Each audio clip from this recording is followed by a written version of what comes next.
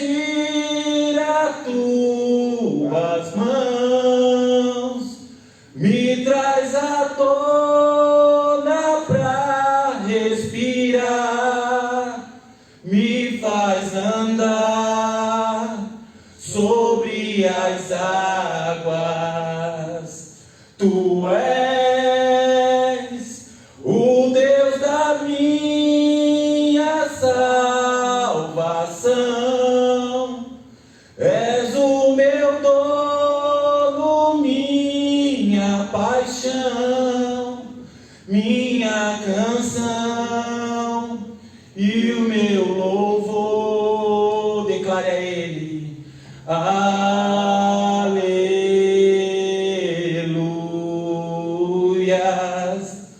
aleluias,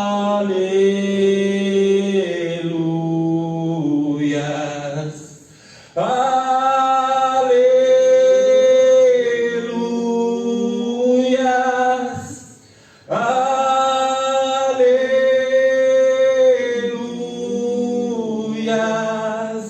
Se o mar me submergir, as tuas mãos me traz à tona pra respirar, me faz andar sobre as águas.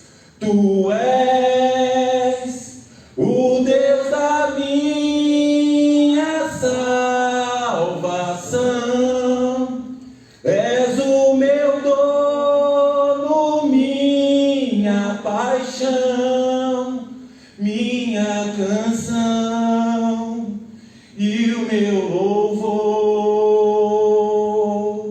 Declara a Ele. Aleluias,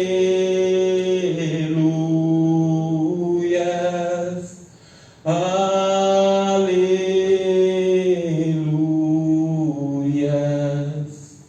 Senhor nosso Deus e Pai amado, nós te agradecemos, ó Deus, pela Tua presença neste lugar. Que o Senhor traga, meu Deus, ao nosso coração aquilo que nós precisamos para a glória do Pai, do Filho e do Espírito Santo. E você diga amém e graças a Deus. Vamos aplaudir o Senhor. Glória a Deus. Graças a Deus. Boa noite, irmãos. Pode sentar em nome de Jesus. A nossa confiança está posta no Senhor, o nosso Deus. Vamos lá em Eclesiastes capítulo 8. Eclesiastes capítulo 8.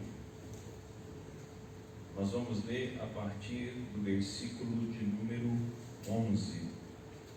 Eclesiastes capítulo 8, versículo de número 11.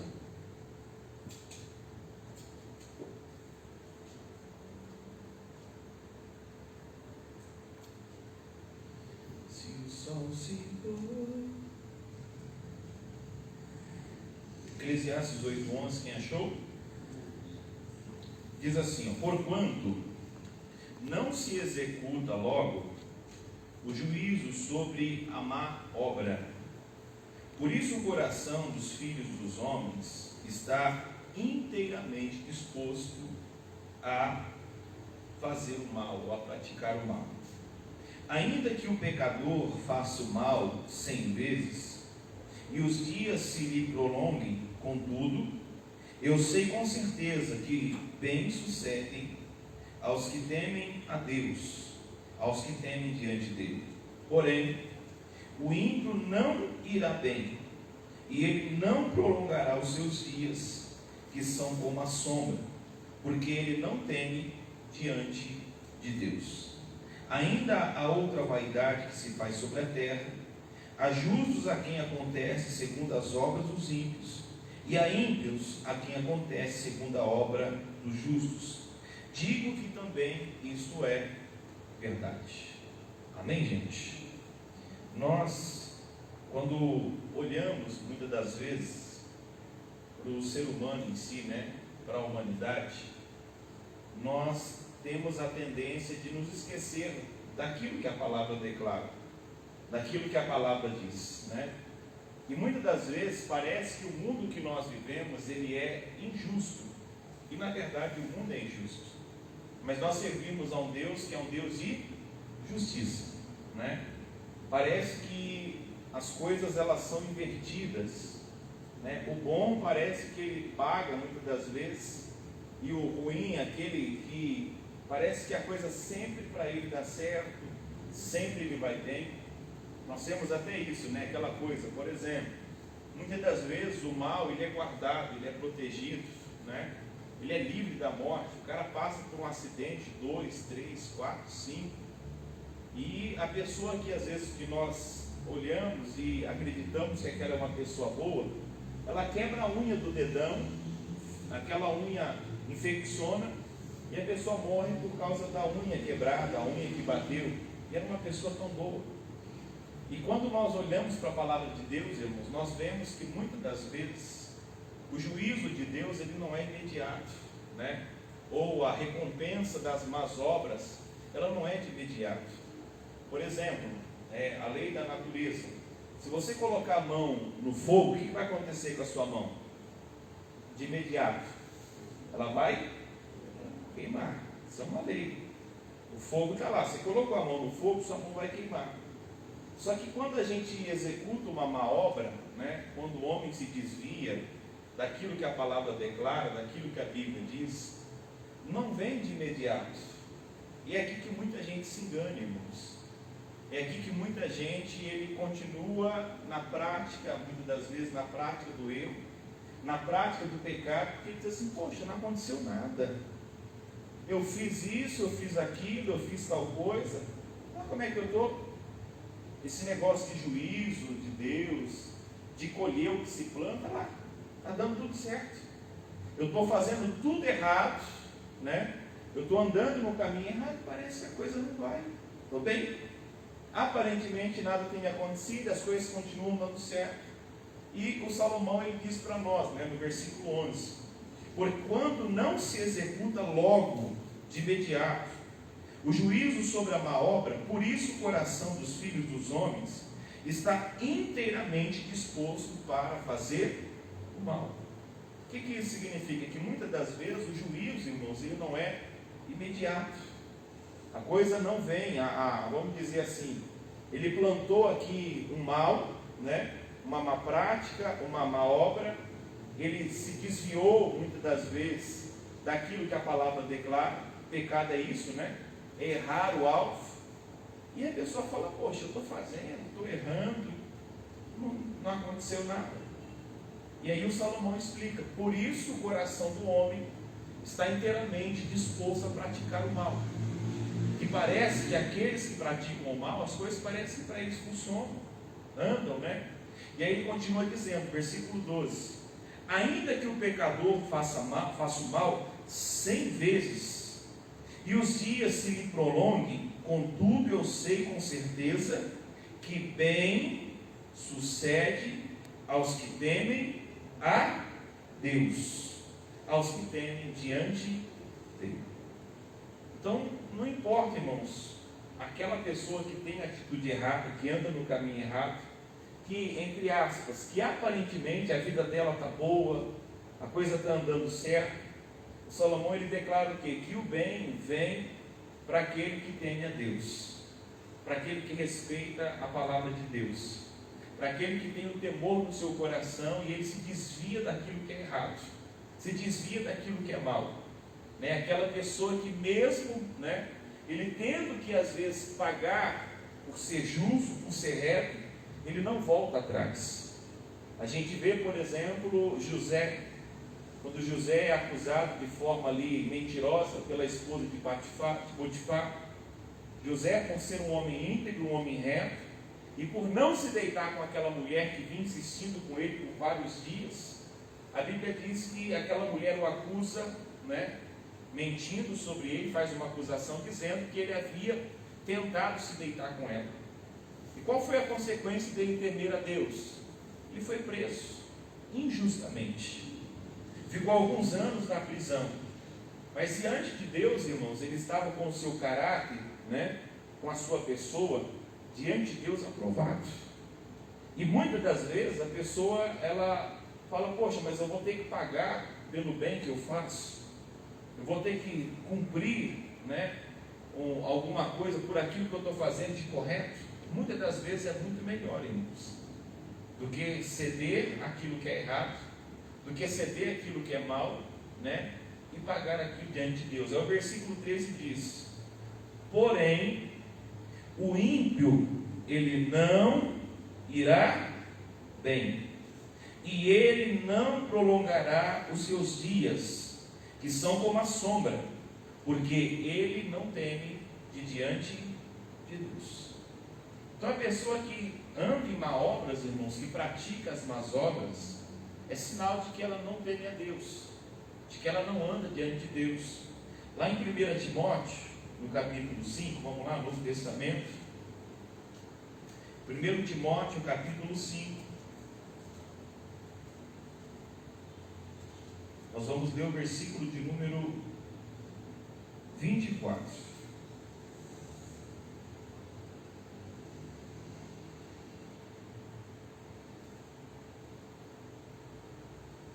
1 Timóteo, capítulo 5, versículo 24.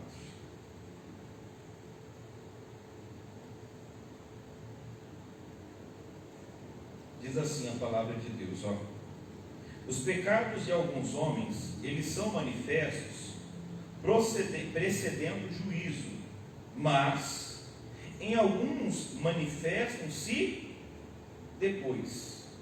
Assim mesmo também as boas obras, elas são manifestas, e as que são de outra maneira, elas não podem ocultar-se. Note que ele diz que tem obras que são feitas, pecados, algumas coisas, práticas erradas, que elas precedem o juízo. O que é preceder? Que vem antes. Antes de chegar ao juízo, essas obras foram trazidas para a luz, né? Foram julgadas diante de Deus. Mas a Bíblia também diz que tem obras que só vão ser mostradas lá no juízo, perante o juízo. Então, ainda que a pessoa escape, irmãos, de qualquer coisa aqui nessa terra, ainda que aos olhos dos homens, né, aos olhos da esposa, do marido, puxa, a pessoa fez algo que é perfeito, não tem como ninguém ficar sabendo, né?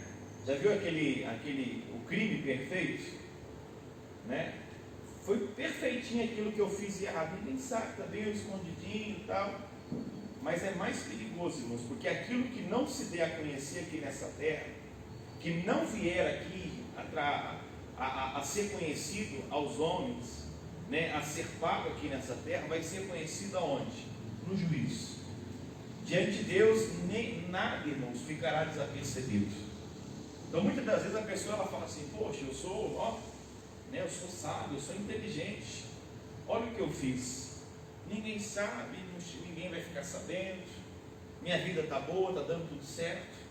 Mas tem coisas, irmãos, que é melhor que se dê a conhecer aqui nessa terra, que venha a juízo aqui nessa terra, porque depois nós só teremos diante de Deus o juízo, e lá não vai ter como a gente falar assim: poxa, sabe o que é? Lá não vai dar tempo de se arrepender.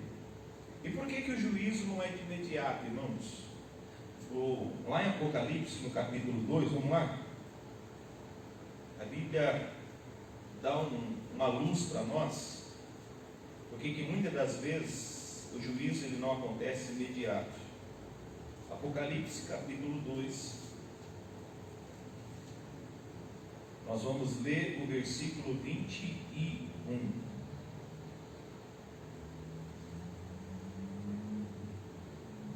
Apocalipse 2, verso 21. Diz assim, ó: e dei-lhe tempo para que se arrependesse da sua fornicação, mas não se arrependeu.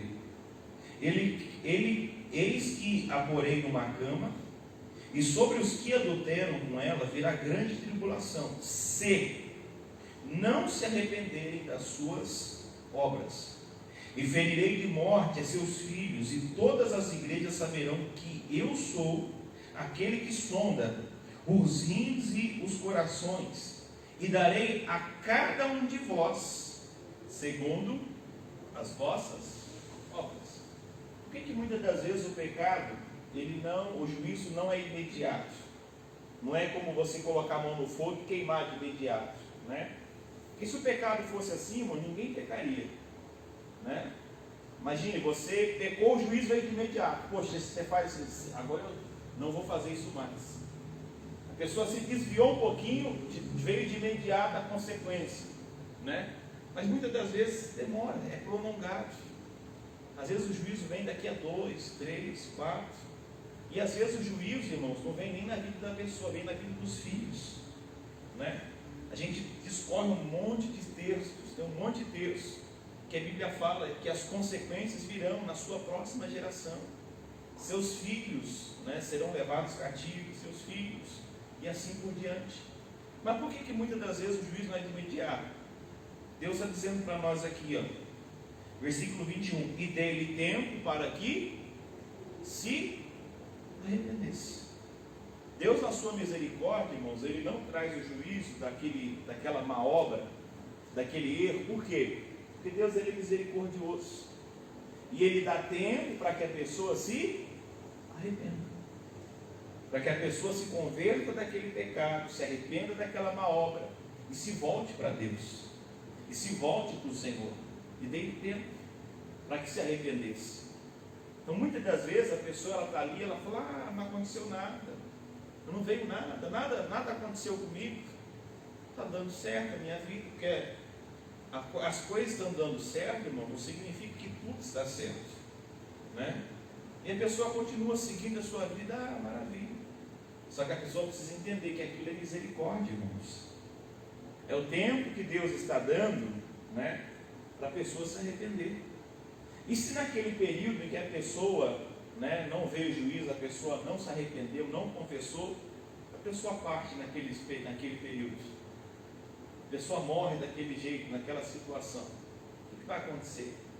A pessoa vai perder a salvação.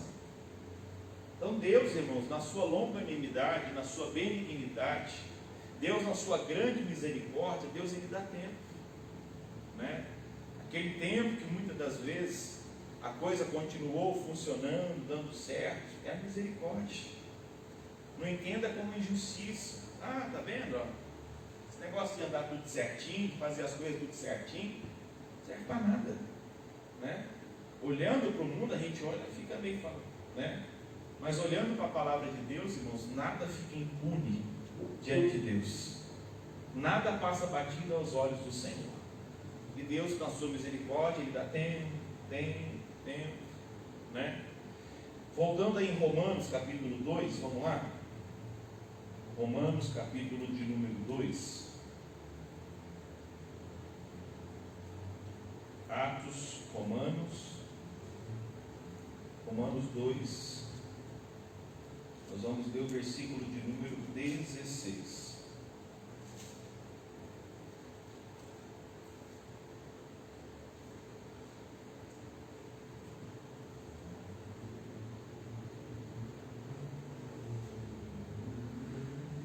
Diz assim: no dia em que Deus Ele há de julgar o segredo dos homens por Jesus Cristo, segundo o meu Evangelho.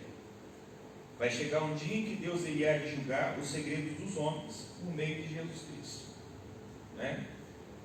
Hoje eu estava lendo sobre um livro chamado Caráter Adoecido, né? E aí o autor ele faz algumas definições. Primeiro, ele fala de fraqueza. O que é fraqueza? É uma tendência vamos dizer assim, é uma fraqueza relacionada a uma conduta pecaminosa, né? A Bíblia fala das obras da carne. A pessoa tem uma tendência.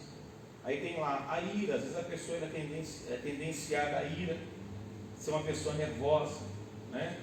Ser uma pessoa que é tendenciosa para a prática da avareza, é apegada ao dinheiro. São tendências. A pessoa tem uma fraqueza naquilo e ela precisa ter uma postura relacionada àquilo. Todos nós temos uma fraqueza. Todos nós temos que nos policiar, né? Como diz o pregador, né? Nós precisamos matar todos os dias o velho homem, né? É ali que está a fraqueza. Aí depois ele fala de pessoas que estão cativas, presas pelo pecado. Quem que é o cativo? É aquela pessoa que se enredou. Ela vive naquela prática de pecado, confessa pecado e não consegue largar, ela está presa. Aí existe um terceiro tipo de pessoa, é aquela pessoa que peca, né? E as práticas dos seus erros já se tornou tão banais que ela não importa mais que os outros saibam. Todo mundo sabe o que ela faz. E aí existe o caráter adoecido. Qual que é o caráter adoecido? Que é o pior. É aquela pessoa que peca, mas ela oculta tudo. Ela esconde tudo e ninguém sabe daquilo. E diante dos outros, como é que ela está? Ela está, né? Tudo bem. Né? Você olha a pessoa e fala, meu Deus, isso que é homem de Deus. Isso que é mulher de Deus.